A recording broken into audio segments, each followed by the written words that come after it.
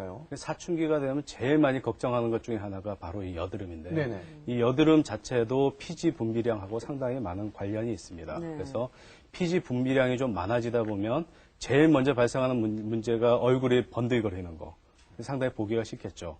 그런 문제가 있고 또 한 가지는 이런 분비되는 피지의 양 때문에 모공을 막게 됩니다. 그래서 모공 자체를 막아줘서 그 막혀진 모공으로 인해서 여러 가지 그 모낭 자체에 염증이 생기게 되는데 그것이 바로 여드름을 얘기를 하는 겁니다. 그래서 피지 분비량이 많아지면 많아질수록 이런 여드름도 같이 생길 가능성이 높아지고요. 또 하나는 이런 그 피지 분비량 자체가 많아지면 그걸로 인해서 모공 자체도 크기가 많이 커져서 네. 얼굴에 보면 모공이 좀 많이 커진 사람들이 있지 않습니까? 네, 그런 사람들도 대부분의 다 이 그 피지 분비량이 좀 많은 사람들이 되겠습니다. 네. 이렇게 주위에 보면요, 코 주변에 유난히 네. 피지가 많아서 네.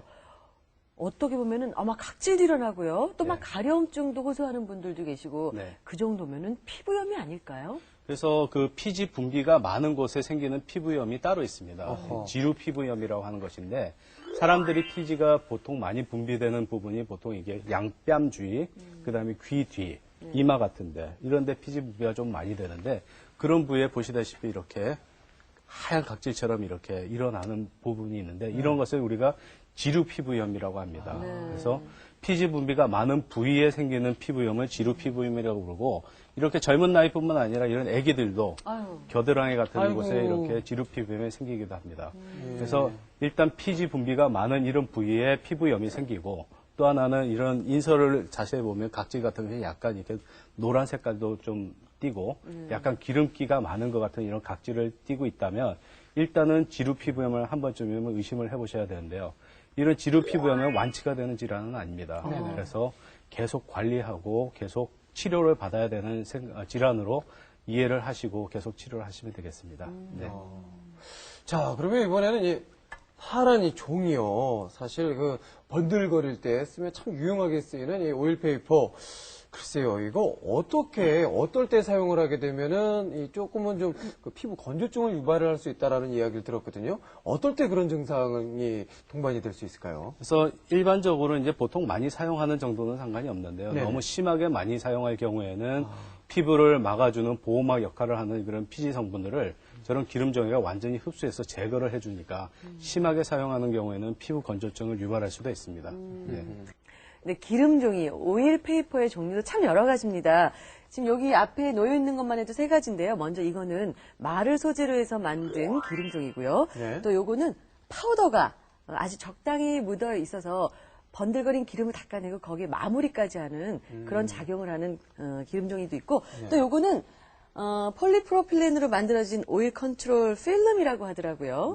예, 이렇게 세 가지를 저희가 대표적으로 준비를 했는데 이런 것들이 과연 피부에 어떤 해가 있지는 않을까 걱정이 됩니다. 요즘은 하도 제품들을 잘 만들어가지고 저것 자체가 피부에 어떤 해를 입히지는 않습니다.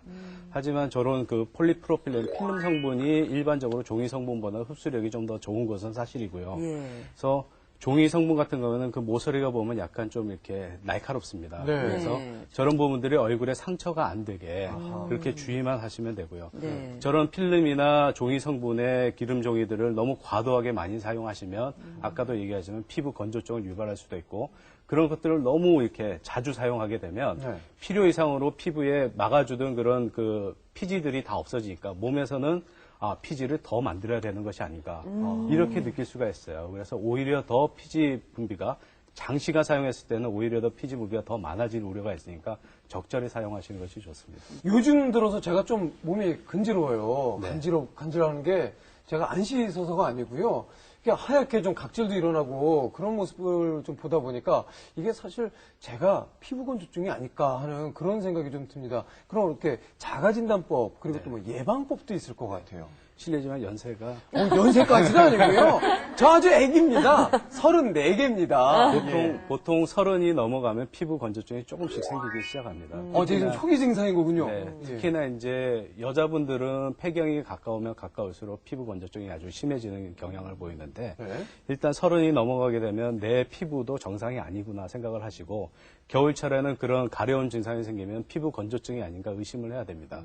피부가 그냥 트고 갈라지고 이 정도만 되면 괜찮은데요. 네. 아주 심해지는 경우에는 그림에서 아이고. 보시다시피 이렇게 다리 정강이 부위에 아이고. 제일 많이 생기는 부위가 이 정강이 부위가 되겠습니다. 네. 정강이 부위가 이렇게 갈라지는 피부 건조증의 증상을 보일 수도 있고 손에도 이렇게 피부 건조증 증상을 보일 수가 있습니다. 그래서 이런 경우에는 뭐 이렇게 피부염까지 심해지는 경우에는 그냥 네. 집에서 방치하지 마시고 빨리 병원에 가서 진단을 받으시고 치료를 받으시면 얼마 치료받지 않아서 금방 좋아지십니다. 아, 그래요? 네. 갑자기 저 화면을 보니까 저는 불쑥 겁이 나요. 왜요? 저는 습관이 목욕할 때 굉장히 이 때타올을 많이 이용을 하거든요. 네. 근데 그게 과연 정말 각질이었나? 네. 혹시 그게 건조해서 생기는 네. 때였나? 아니면은 그 피부의 일환이었나? 예. 저는 그게 갑자기 걱정이 되거든요, 선생님. 그게 다 섞여 있는 겁니다. 네. 때라는 것을 우리가 때가 무엇인지에 대해서 생각을 해보면 피부의 죽은 각질 세포에다가 지금 얘기하고 있는 피지 성분 거기에다가 먼지가 섞여 있는 것을 때라고 합니다. 네. 이 세 가지가 섞여 있는 게 때인데 이 세 가지 성분이 전부 다 먼지는 아니겠지만 각질과 피지 성분이 피부를 보호해주는 역할을 해주는 것입니다. 네. 그래서 이것을 인위적으로 일부러 벗겨낼 경우에는 피부에 있는 보호막을 한 겹을 완전히 벗겨내는 것이 돼서 젊으신 분들은 상관없어요. 사실 20대 젊으신 분들은 때를 밀어도 한 일주일 정도 있으면 다시 원상을 회복이 되는데 네. 나이 드신 어르신들, 그다음에 아토피 피부염이나 다른 피부염이 있는 분들은 때를 밀게 되면 보호막 자체가 없어지기 때문에 이런 사람들은 특히 겨울철에는 때를 안 밀도록 주의를 해야 됩니다. 네. 그러면은 일주일에 어느 정도 목욕을 하는 게 좋을까요? 목욕은 보통 사람들은 뭐 하루에 한 번 정도 가볍게 샤워하는 것 정도는 상관이 없는데요. 네. 이런 질환이 있는 분들은 가급적 겨울철에는 한 일주일에 한 번 내지 두 번으로 좀 이렇게 기간을 좀 늘려서 하는 것이 좋습니다. 네. 근데 목욕하는 횟수보다 중요한 거는 목욕을 하자마자 물기가 마르기 전에 30분 이내로 로션을 보습제를 온몸에 다 발라주는 것이 좋습니다. 자, 오늘 도움 말씀 주신 우리 허창훈 교수님 감사드립니다. 네. 고맙습니다. 네. 네, 살림의 여왕에서는요, 생활의 지혜, 그리고 건강의 지혜를 가진 살림의 여왕님들 추천을 받고 있습니다. 또 다음 주 건강친정 목요일에서는요, 겨울맞이 집안 대청소를 위한 집먼지 진드기 퇴치법, 건강하게 청소하는 비법에 관한 궁금증을 풀어드리겠습니다. 궁금증이 있으신 분들은요, 저희 홈페이지로 이 궁금증에 관한 글들 남겨주시길 부탁드리겠습니다. 네, 내일은 감각 있는 금요일 기다리고 있습니다. 내일은 겨울 인테리어 제1탄입니다. 겨울 옷을 입은 우리 집이라는 코너를 마련했습니다. 여러분 기대해 주세요. 저희는 내일 오전 11시 다시 찾아뵙겠습니다. 고맙습니다. 감사합니다.